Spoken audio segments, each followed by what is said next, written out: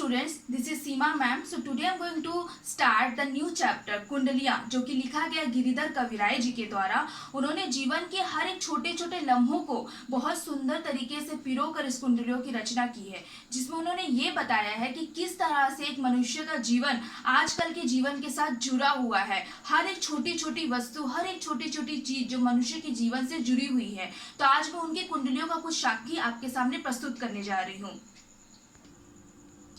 जी students, तो अभी मैं आपको पहला लाइन पढ़ाने जा रही हूँ। तो पहला लाइन है, लाठी में गुण बहुत सदा रखिए संग। तो इस पूरे पैरा को हम कंप्लीट करेंगे। सब हथियार ना छारी, हाथ मह लीजिए लाठी। अर्थात इस पूरे पैराग्राफ में ये बताया गया है कि किस तरह से एक मनुष्य के जीवन में एक लाठी का बहुत महत्व होता है। मतलब वो ये बताते हैं कि आप हमेशा अपने साथ लाठी ज़रूर पास में रखिएगा, क्योंकि हर एक संकट में आपकी जो लाठी है वो आपकी सहायता करती है। जब भी किसी भी गहरे नदी या नालों को हम पार करते हैं तो लाठी हमारी मदद करती है। चाहे कोई कुत्ता हमारे ऊपर झपटे या परेशान करे, तब भी लाठी से हम अपना बचाव कर सकते हैं। और यहाँ तक कि अगर कोई दुश्मन हमारा कुछ भी खराब करना चाहे तो उस वक्त भी वो लाठी हमारी मदद करती है।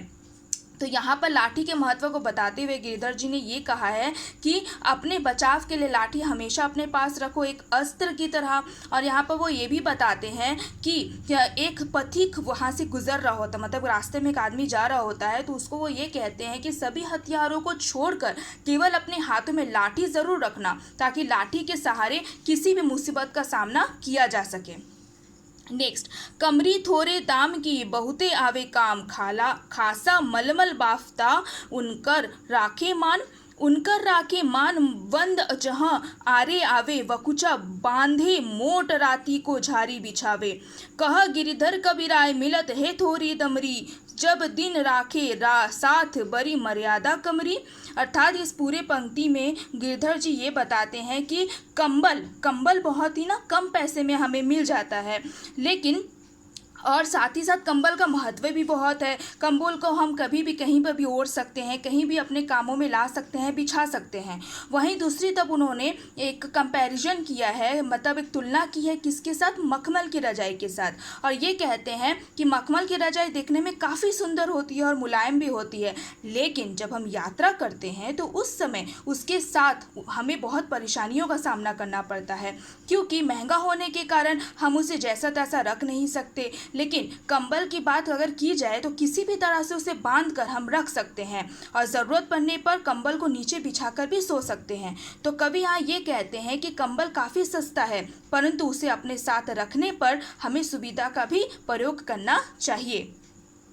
थर्ड, यहाँ पर यह बताया गया, गुण के गाहक सहस नर गुण बिन लही न कोई। यहाँ से लेकर इस पूरे पैराग्राफ तक हम कंप्लीट करेंगे। सहस बिनु गुण लही न कोई, सहस नर गाहक गुण के।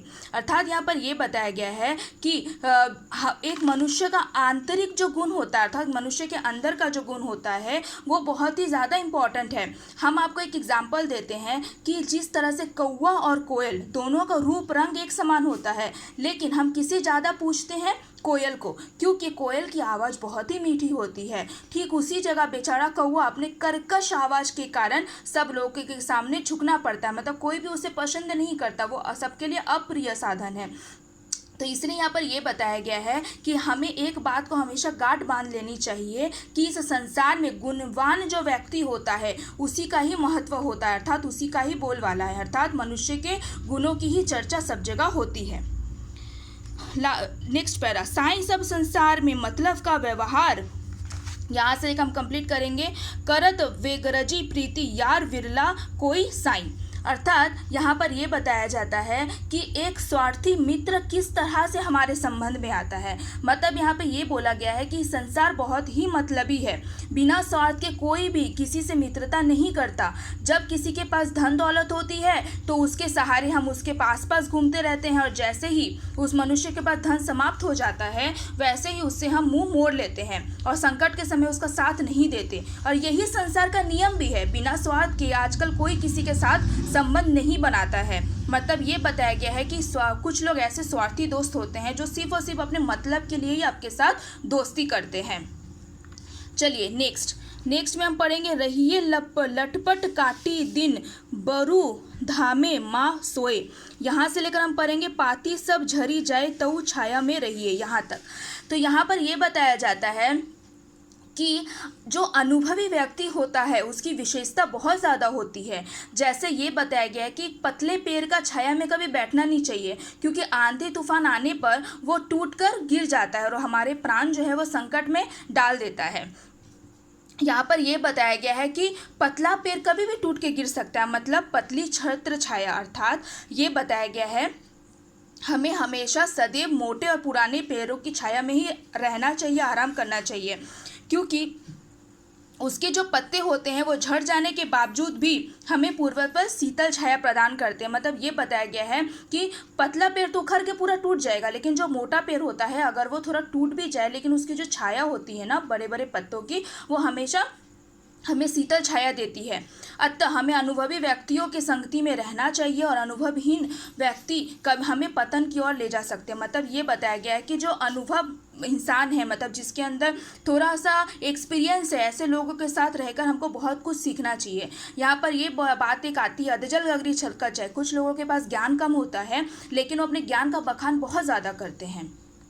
नेक्स्ट लाइन, तो इसमें हम पढ़ेंगे पानी पड़े नाव में घर में वारे दाम। यहाँ से लेकर चलिए चाल सुचाल राखी अपना पानी, यहाँ तक। इस पंक्ति में भी गिरधर कविराय जी ने अपने परोपकार का महत्व बताया है। परोपकार अर्थात दूसरों की मदद करना। यहाँ पर ये बताते हैं कि जिस तरह नाव में पानी बढ़ जाने पर दोनों हाथों से पानी को बाहर निकालने का हम लोग कोशिश करते हैं, क्योंकि नहीं तो नाव डूब जाएगा, नाव के डूबने का डर रहता है। उसी तरह बोला गया है कि घर में ज़्यादा से ज़्यादा धन दौलत आने पर हमें उसे परोपकार में लगाना चाहिए। मतलब अगर किसी के पास भगवान की कृपा से अगर बहुत पैसा आ गया है, धन आ गया है, तो ऐसे पैसे को हमें दूसरों की मदद करने में लगाना चाहिए, क्योंकि यही एक अच्छे और परोपकारी व्यक्ति की भलाई के बारे में बताया जाता है, वही उसकी विशेषता है। क्योंकि धन का उपयोग तो दूसरों के भलाई के लिए ही हम लोगों को करना चाहिए और समाज में अपना मान सम्मान हमें हमेशा बना के रखना चाहिए। मतलब यही बोला गया कि अगर आपके पास पैसा ज़्यादा है तो उसको लोगों की मदद करके खर्च करो, ना कि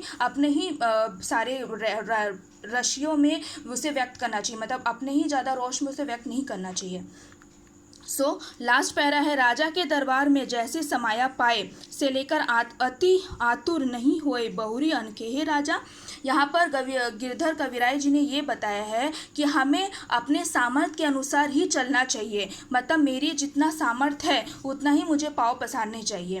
वो कहते हैं जिस प्रकार एक राजा के दरबार में हमें समय पर जाना चाहिए और ऐसी जगह बैठना चाहिए जहाँ से हमें कोई उठा दे, बिना पूछे किसी का प्रश्न का जवाब नहीं देना चाहिए, बिना मतलब का कभी हंसना नहीं चाहिए। हमें अपना हर एक काम समय के अनुसार करना चाहिए, जल्दबाजी में कोई भी कार्य नहीं करना चाहिए, इससे राजा नाराज हो जाएंगे। मतलब आप राजा के नज़रों में ज़्यादा मत पड़ो, लेकिन अपना काम करके निकल जाओ, बिना मतलब का हंसो मत, किसी का मजाक मत उड़ाओ। और सबसे इम्पॉर्टेंट बात ये बताया गया है कि समय के अनुसार हर एक काम कंप्लीट करिए और जल्दबाजी में कभी भी कोई काम पूरा नहीं करना चाहिए, इससे राजा नाराज हो जाते हैं। और ये सच बात भी है कि कभी भी कोई भी काम हमें जल्दबाजी में नहीं करना चाहिए, धीरे धीरे हौली मतलब आस्ते आस्ते करके करना चाहिए। Thank you class.